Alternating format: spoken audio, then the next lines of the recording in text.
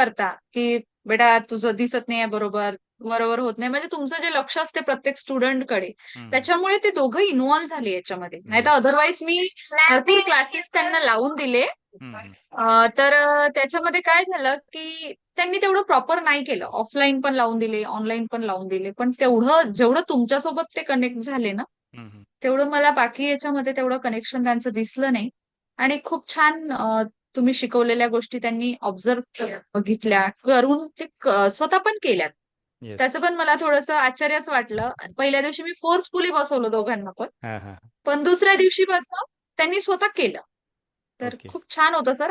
आणि त्याचे डिसिजन्स असतात स्वतःचे, आता मला हे करायचं, मला तेच येस. करायचं, मग ते काय चुकीचं काय बरोबर ते आपण समजवलं तरी त्याला कळत नाही. बरोबर आहे. पण तुम्ही समजवल्याने त्याच्यात थोडाफार तरी डिस्टन्स, म्हणजे हा असा फरक डिफरन्स जाणवला मला, की जेव्हा तुम्ही सांगितलं त्यांना की आपल्याला राग आला तर राग लवकर व्यक्त नाही करायचा आहे.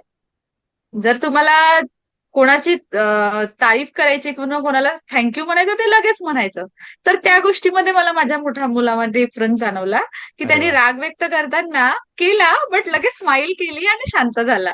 तर मला ते खूप छान ओके वाटलं ओके. त्याचं, की चला काहीतरी तो कुठेतरी, म्हणजे एवढ्या गोष्टींमधून ऍटलिस्ट त्यांनी काहीतरी ग्रॅप बरोबर. केलंय. आणि येस तो येस. करेल समोर पण. येस तर येस. छान होते sir class. Okay okay, thank you madam, yes. नक्कीच. Thank you sir. ओके.